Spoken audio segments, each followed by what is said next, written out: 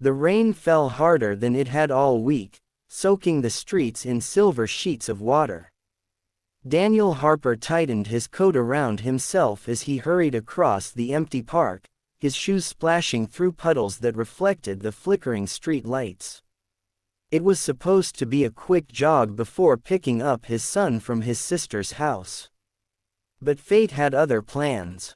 Through the heavy curtain of rain, he caught sight of a small figure sitting alone on a park bench.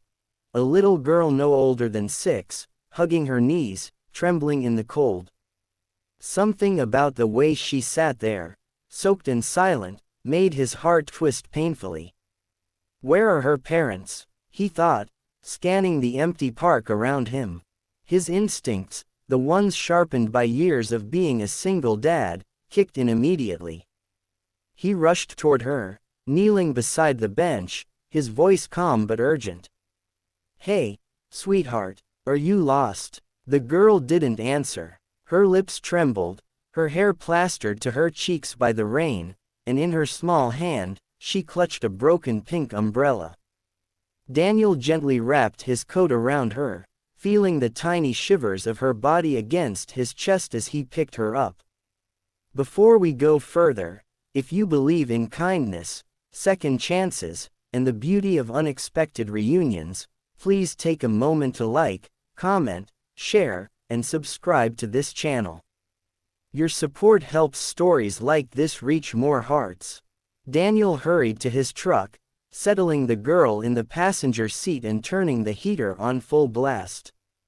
She looked at him cautiously, her eyes wide and glistening, eyes that felt strangely familiar, though he couldn't quite place why. "It's okay," he said softly, handing her a towel from the back seat. "You're safe now. We'll find your family." She whispered something then, barely audible over the hum of the heater. "I was looking for my mommy, but I can't find her." The words pierced him. He'd known that same helpless fear years ago when his own son Jamie was just 3 and had wandered off in a grocery store. He took her to the local police station, but there had been no reports of a missing child yet. The officer on duty suggested keeping her warm for the night while they tried to locate her parents. So, Daniel took her home. He made her hot cocoa, wrapped her in Jaime's old dinosaur blanket, and watched as she drifted into sleep on the couch. There was something so fragile and pure about her presence that filled the quiet house with a warmth he hadn't felt in years. She looked like she belonged there, as if fate had placed her in his life for a reason. As Daniel watched the rain outside his window, his mind drifted back to a name he hadn't said in years, Emily Carter, his first love. The woman he thought he'd spend his life with. They had met in college, shared dreams of building a future together, but life had pulled them apart after graduation. He chose responsibility over romance when his girlfriend at the time, not Emily, became pregnant. Emily had left town shortly after, heartbroken. He hadn't seen her since. But now, as he watched the sleeping girl clutching the edge of the blanket, something in her features, the curve of her nose, the small dimple in her chin, made his heart stop. She looked so much like Emily. The next morning, Daniel cooked breakfast for both of them. Jamie, now 8, was instantly curious and protective, insisting on sitting beside the girl and sharing his pancakes. "What's your name?" he asked between bites. "Laya," she said softly, her voice steadier now. Daniel smiled at the name. "That's a beautiful name," he said. "Do you know your mommy's name, Laya?" The girl nodded. "Her name is Emily." The fork slipped from Daniel's hand. His world froze in that instant. The sounds of the rain, the clatter of dishes, even his own heartbeat seemed to fade. Emily. The same Emily he had loved. The same Emily he had lost. He stared at Laya, realization hitting him like a storm. This is her daughter. Daniel didn't know whether to feel joy, shock, or fear. Questions flooded his mind. Where was Emily now? Was she married? Did she still live nearby? Why was her daughter lost in the rain? He spent the next few hours calling local authorities again, and by noon, the police informed him they had reached the child's mother. She was on her way.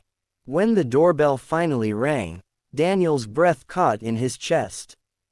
He opened the door, and there she was, standing in the same rain he had walked through last night, soaked and shaking, but just as breathtaking as he remembered. Emily Carter. Her eyes, those familiar hazel eyes that once held his entire world, met his, and for a long suspended second, neither of them spoke. Then she looked past him, spotting Laya on the couch, and ran to her, dropping to her knees as tears spilled freely. "Oh my God, baby, I was so scared." Daniel stood silently, watching the reunion, his heart pounding with a mix of relief and disbelief. Emily turned back toward him finally, her voice trembling. "You found her?" she asked. He nodded slowly. "She was in the park alone. I couldn't just leave her there." Their eyes met again, a thousand unsaid words passing between them. Gratitude, shock, and something deeper that neither could name.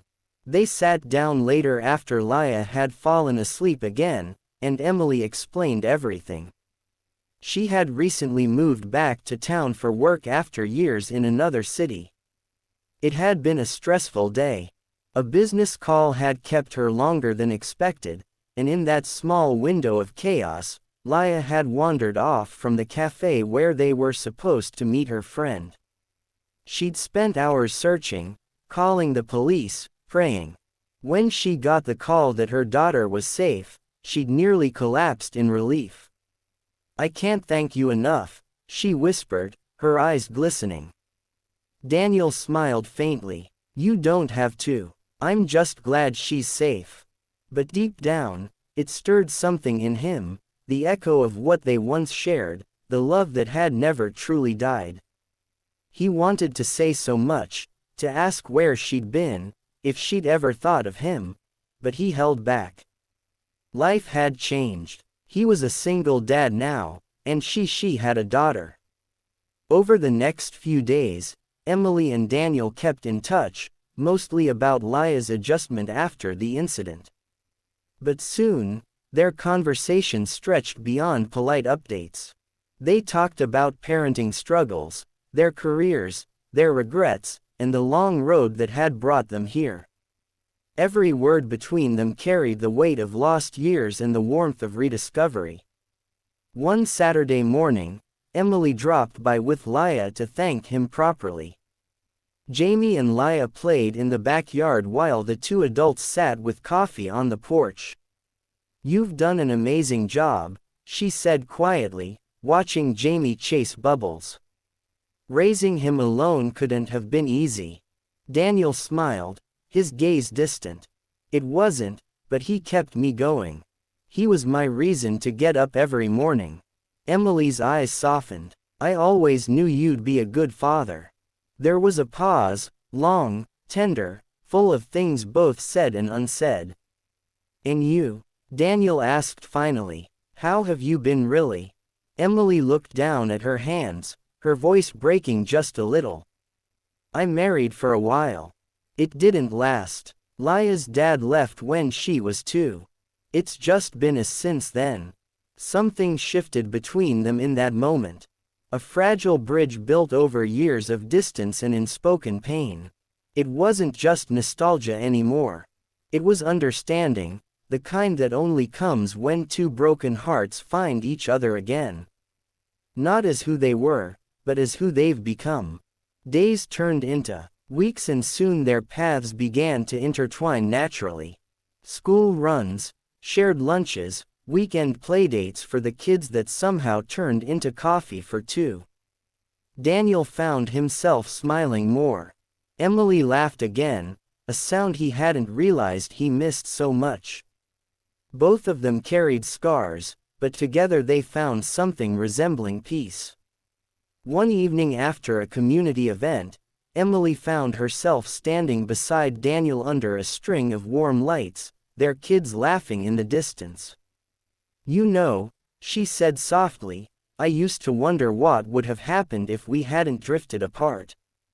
Daniel looked at her, his voice steady but full of emotion. "Maybe we were meant to find each other again when we were ready." Tears welled in her eyes, and she nodded.